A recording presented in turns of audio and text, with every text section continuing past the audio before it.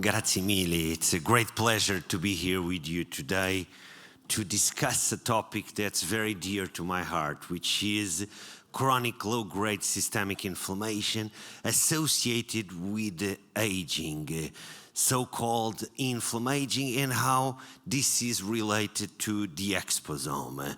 And I would like to express my gratitude to the organizing committee, especially to Dr. Alberto Beretta, and for my good friend, Dr. Alberto Serrazari, for recommending my name to this amazing summit. So before we dive into the mechanisms and implications of this persistent inflammatory state, let's take a moment to revisit something more fundamental. What is physiological acute inflammation? This is an evolutionary conserved response involving the activation of various immune and non-immune cells whose primary goals are to protect the host from harmful stimuli, and also, and this is frequently forgotten, to promote tissue repair and recovery. This means that in situations like surgery, trauma, or infection, a strong and effective inflammatory response is crucial. However, once the threat is neutralized and repair is underway, inflammation must resolve. This is the resolution of inflammation. So inflammation itself is not the problem. In fact, it is a crucial process, vital.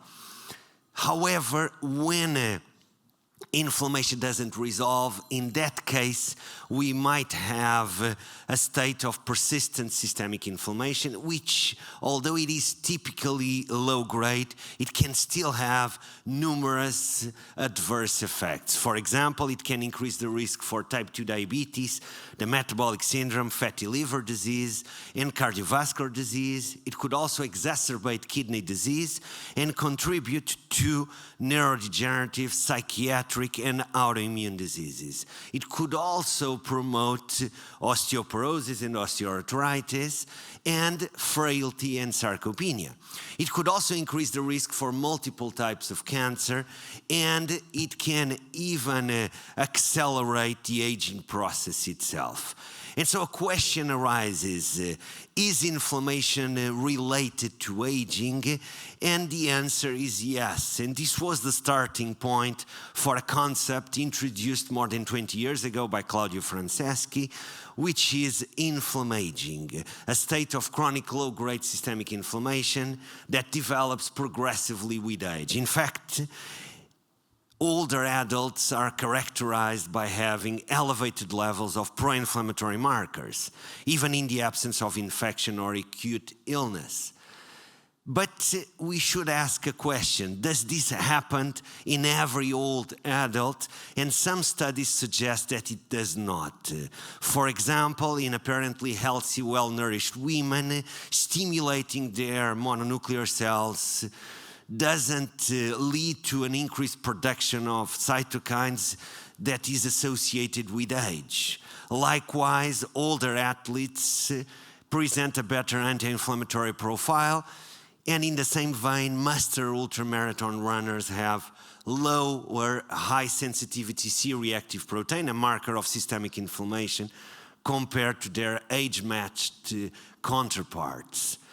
Moreover, as this seminal paper suggests, much of the variation in immune responses appears to be largely driven not by genetics but by non-genetic factors. And this could also be true for inflammaging, which indicates the importance of environmental factors captured within what we refer to as the exposome. And in simple terms, the exposome encompasses a person's lifetime exposure to physical, chemical, and biological elements starting even before birth. And knowing the elements that constitute the exposome is then a relevant question if we want to address the root causes of inflammation. And to know which are those components of the exposome, let's divide them into three main ones: the external exposome, the internal, and the personal exposome. And starting with the external exposome, we have, first of all, infections.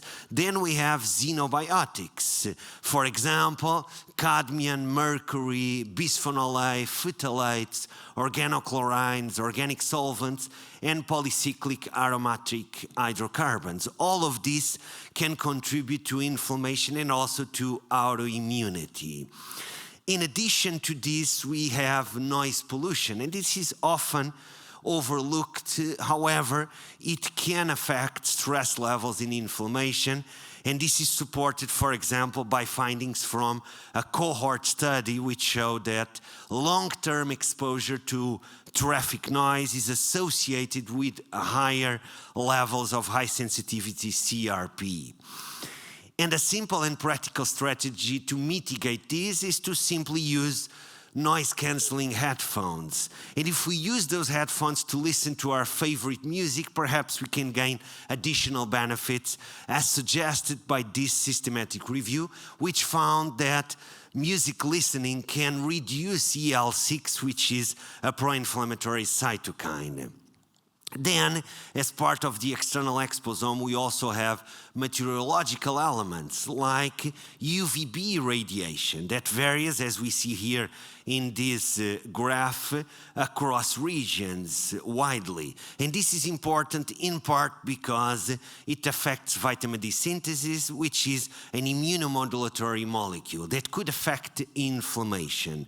And this is supported by this umbrella meta-analysis of various meta-analyses of RCTs, showing that vitamin D supplementation reduces CRP and TNF-alpha, two markers of inflammation, as well as malondialdehyde, a marker of oxidative stress.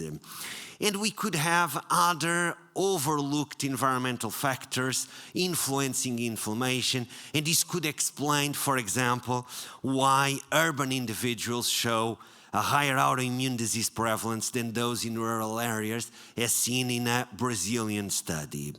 And now that we covered the main external exposome factors that can affect inflammaging, let's move to the internal exposome. And this includes various physiological and biological factors, such as, for example, hormones. For instance, prolactin and estrogens can promote a more inflammatory phenotype, whereas androgens and progesterone may lead to a more anti-inflammatory and tolerogenic phenotype. Then we also have, as part of the internal exposome, the adipose tissue. And this is composed of different types, but the white adipose tissue is the one more relevant to our discussion. And we can cluster it into two main ones: the subcutaneous and the visceral adipose tissue. And the visceral adipose tissue is the one responsible for most of the main immune, mostly inflammatory, and metabolic adverse consequences of obesity. Given this, I believe it is important to find accessible, low-cost and safe solutions to prevent or decrease excessive visceral fat. And a simple one, according to systematic reviews in meta-analysis of intervention studies, is physical exercise. This has been shown to decrease significantly visceral adipose tissue. Moreover, exercise has been shown in multiple trials to decrease CRP levels independent of age and sex. Then we also have, as part of the internal exposome, the microbiota across various sites. The gut is perhaps the one that's more well known.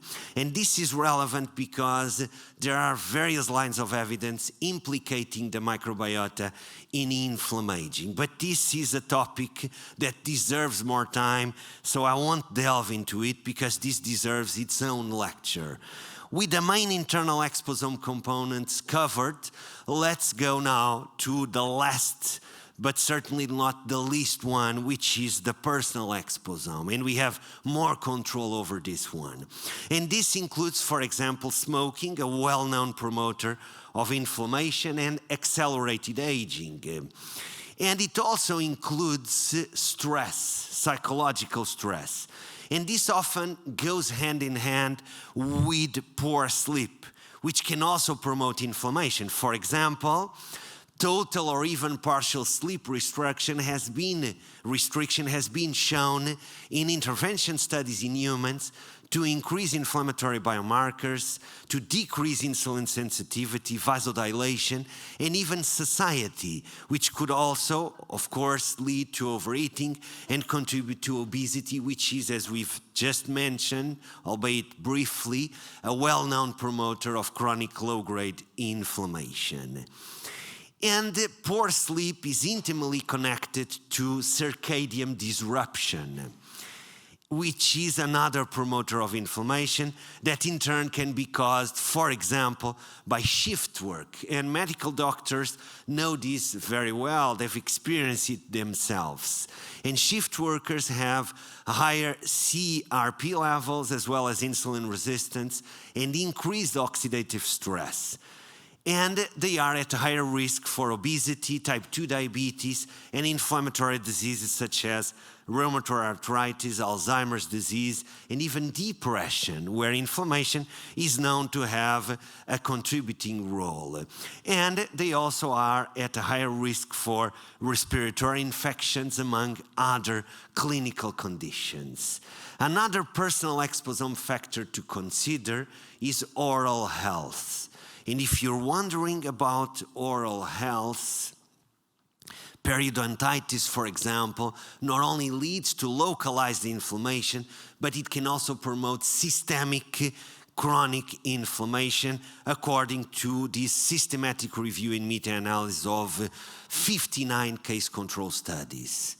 And another personal exposome factor affecting inflammaging and hence the aging process itself is physical inactivity. And physical inactivity and a sedentary lifestyle often go hand in hand with a poor diet.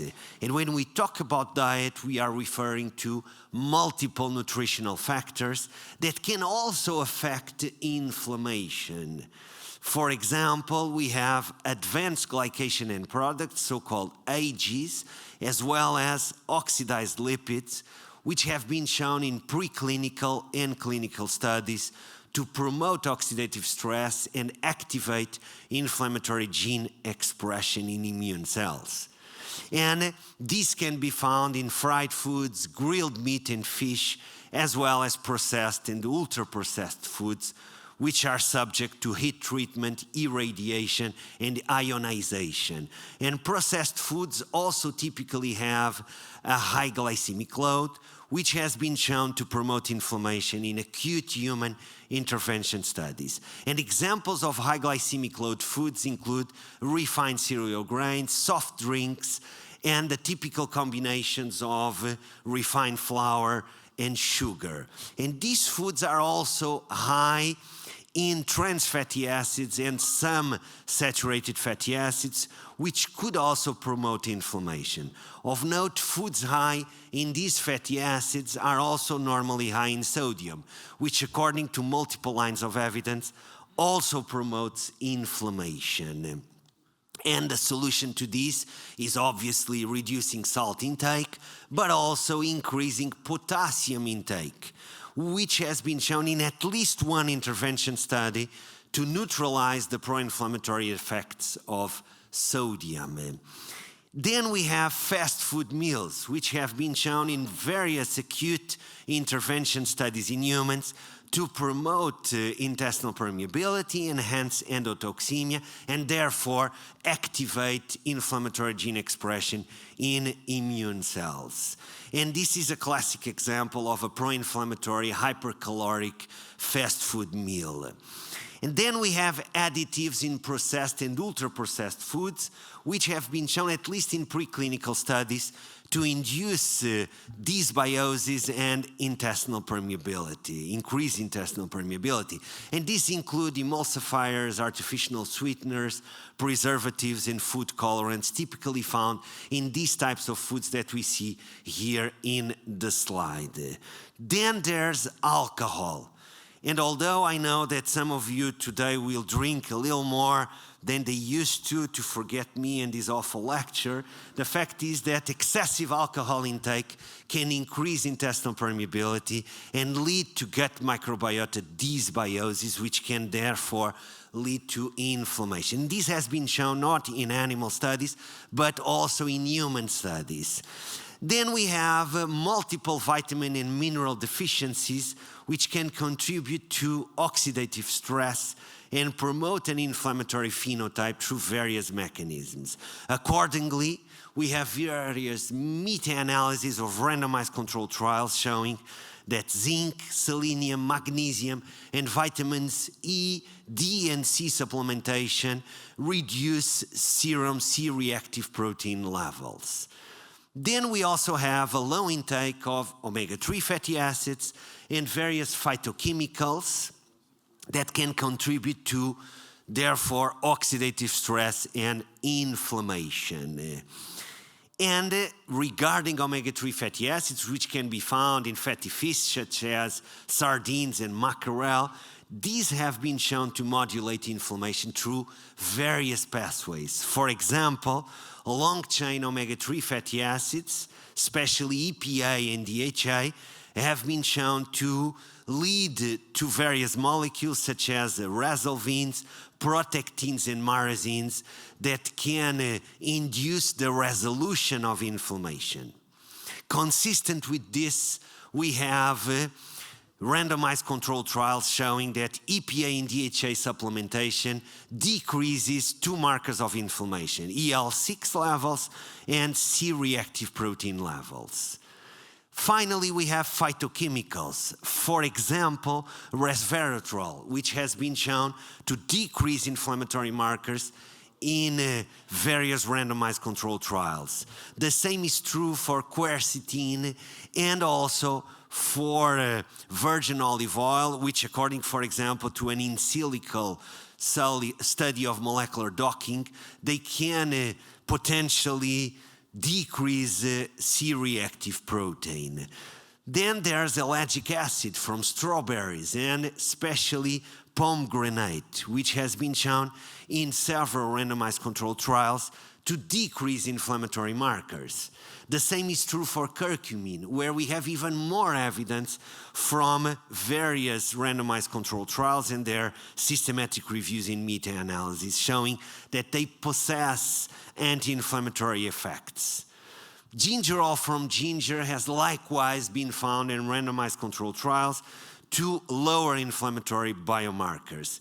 There's also evidence from RCTs that cocoa polyphenols can decrease inflammation. This is, of course, great news for dark chocolate lovers. Then there's also some evidence, albeit more limited, that sulforaphane from broccoli and other vegetables from the brassica family can lower inflammation. Last but not least, we have orange, especially orange juice, which due to its high content of various bioactive components, has been shown in dietary human intervention studies to decrease inflammatory markers. And this gives further support to recommend a high fruit and vegetable intake to prevent or decrease inflammation in older adults. But remember that all of these nutritional factors are just a part of the personal exposome, which in turn is part of a much broader set of factors that could potentially affect inflammaging, as we just discussed, and they are captured in the concept of the exposome. So in summary, several environmental, lifestyle, and dietary factors can lead to a state of low-grade chronic inflammation, which when associated with aging is called inflammaging, and this in turn has multiple adverse consequences, as we see here on our right on this slide.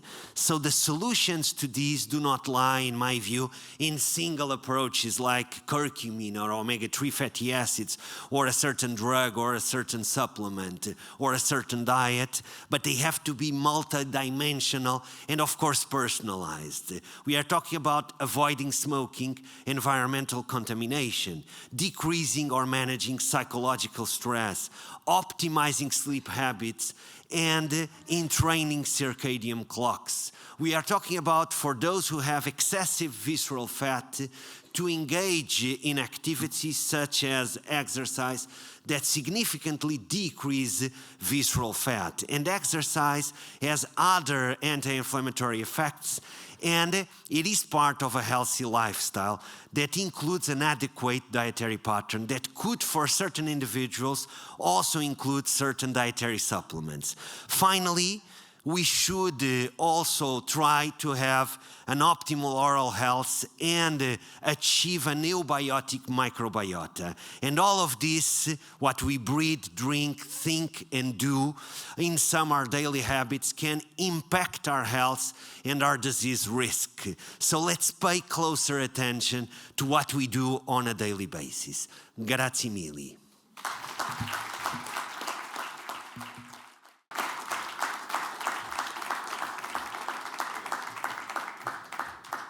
Thank you very much. Very interesting, beautiful slides, by the way. I mean, I'm really envious. Any question? Quello che possiamo fare eventualmente alla fine della sessione, oh yes, Steve. Yeah. Steve, come. Okay, yes, right. This works. Yeah, beautiful talk. I was wondering, what do you think of medications like anti-TNF-alpha or various other drugs that are designed to shut down an inflammatory response? Thank you. So it's a very interesting question. We know that these drugs are very effective for inflammatory diseases such as autoimmune diseases, namely, for example, rheumatoid arthritis, where they were first developed for that particular disease, if I remember it correctly.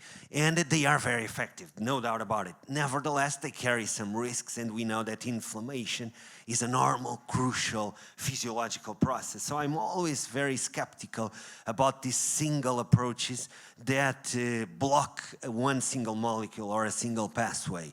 Although they are effective for people who have high-grade inflammation, such as these autoimmune patients, they, in my view, are not optimal to prevent or to address low-grade chronic inflammation that is mostly associated with lifestyle and environmental factors. I believe I'm much more pro lifestyle and dietary interventions in that regard.